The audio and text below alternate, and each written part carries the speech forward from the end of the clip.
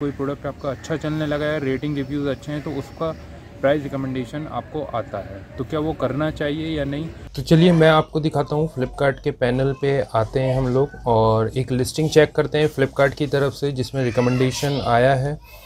तो मैं इस लिस्टिंग को ओपन करता हूँ और देखिए यहाँ पे जहाँ पे प्राइस का डिटेल आ रही है वहाँ पे मैं क्लिक करूँगा। तो यहाँ पे देखिए प्राइस रिकमेंडेशन में आप नीचे फ्लिपकार्ट की तरफ से जो मैं 799 का बैग सेल कर रहा हूँ, वहाँ पे फ्लिपकार्ट मुझसे बोल रहा है कि इसको 703 का सेल करिए। तो इससे होगा ये कि आपका जो सेल है वो इंक्रीज़ होगा, पहली चीज़। दूसरा, आपका जो कन्वर्जन रेट है कस्टमर का वो इंक्रीज़ होगा। तो कहने का मतलब ये है कि आपको सेल बूस्ट मिलेगी। यहाँ पे फ्लिपकार्ट का कहना ये है। तो फ्लिपकार्ट में जो भी रिकमेंडेशन आपको आता है, आप अपनी लिस्टिंग में जाएंगे और लिस्टिंग में जाके चेक करेंगे। तो जब कैलकुलेटर पर आप क्लिक करते हैं तो वहाँ पे जो है आपको दो पेमेंट मोड दिखाता है, एक COD और एक दूसरा जो है आपका प्रीपेड। COD के केस में आपको प्रीपेड के मुकाबले कम अमाउंट मिलता है। जो 800 रुपये का प्रोडक्ट लिस्ट करा है, सपोज़ कोई 500 रुपये आपको दे रहा है फ्लिपकार्ट, तो प्रीपेड के केस में वो 550 रुपये देगा। यानी कि COD और प्रीपेड में 500 रुपीज़ का 50 रुपीज़ का डिफरेंस रहता है। अब इसमें भी 3 कंडीशन होती है कि पैकेट आपका कहाँ डिलीवर्ड हो रहा है, लोकल हो रहा है, जोनल हो रहा है कि नेशनल हो रहा है। अगर नेशनल का केस है तो उसमें और आपको 50 रुपये कम मिलते हैं। तो 2 कंडीशन हो गई यहाँ पे। COD के केस में आपको अमाउंट कम मिलता है सेलर्स को, इसके अलावा नेशनल पैकेट डिलीवर्ड होता है तो अमाउंट कम मिलता है। तो जो रिकमेंडेशन है उसको आप फिर चेक करेंगे। तो देखिए यहाँ पे पास में फ्लिपकार्ट का कैलकुलेटर है जो सेटलमेंट वैल्यू फ्लिपकार्ट ने डिसाइड करी है सेलर को देने के लिए। तो अगर मैं इसको 799 का सेल करता हूँ तो देखिए मुझे किस हिसाब से पेमेंट यहाँ पे मिलती है। पेमेंट जो है जैसे मैं लोकल में सेल कर रहा हूँ तो 500 हम इसको मान लेते हैं। इसी तरीके से 550 और 500 मतलब कम होता चला जाएगा पैसा। तो कहने का मतलब ये है कि हमें अमाउंट कम होता चला जा रहा है एज़ पर डिलीवरी। तो ये फ्लिपकार्ट ने ऑलरेडी डिसाइड कर रखा है। तो अगर नेशनल में मेरा ऑर्डर जाता है तो मुझे 450 के अगेंस्ट 800 के अगेंस्ट 450 रुपये मिलेगा।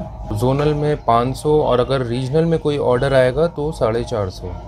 ये है प्रीपेड की कंडीशन। अगर मैं COD पे क्लिक करता हूँ तो यहाँ पे प्राइस अपडेट हो जाते हैं। तो लगभग 450, 500 और 550 के आसपास मुझे यहाँ पे अमाउंट इसमें मिलेगा।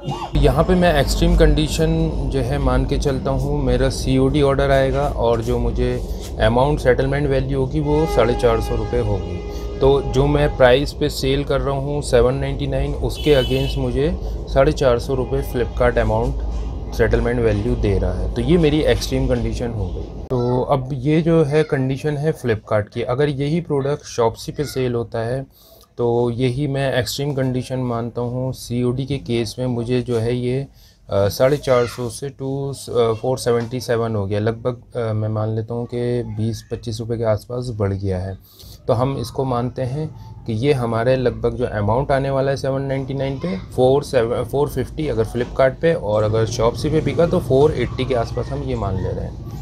तो यहाँ पे एक पॉइंट ये है कि आपको जो रिकमेंडेशन आया अगर उसमें आप चेक करेंगे तो आपको यहाँ पे 100 रुपये कम नहीं करने हैं। आपको जो पे आउट आ रहा है वो 50 रुपये कम का आ रहा है। 100 रुपये कम हो रहे हैं तो उसमें फ्लिपकार्ट का भी कमीशन कम हो रहा है। तो यहाँ पे बात ये आती है क्या आप रिकमेंडेशन में जाना चाहे या नहीं। मेरे हिसाब से अगर फ्लिपकार्ट रिकमेंडेशन दे रहा है आपको प्राइस के लिए तो एक बार आप जाइए और इसको ब्रांड क्रिएशन वैल्यू आप मान लीजिए कि जो भी अमाउंट आप इन्वेस्ट कर रहे हैं, कम कर रहे हैं, वो आपका ब्रांड डेवलप होने के लिए हो रहा है। दूसरी चीज़, इसमें एक चीज़ आपको और ध्यान रखनी है कि जब भी प्राइस रिकमेंडेशन आए तो कहीं बार बार वही चीज़ का प्राइस रिकमेंडेशन तो नहीं आ रहा है, उससे आपका अकाउंट नेगेटिव में जा सकता है, जैसा कि और सेलर्स के साथ होता है। और इस चीज़ पे ध्यान नहीं देते सेल्स लाने के चक्कर में, ब्रांड क्रिएट करने के चक्कर में। तो ब्रांड क्रिएट करिए, कम मार्जिन के साथ कर लीजिए, वो ज़्यादा बेस्ट है। बट नेगेटिव में मत पहुँचाइए अकाउंट, उसमें आपको फिर लॉस ही होगा डेफिनेटली, और उसको आप फिर कवर अप भी नहीं कर पाएंगे।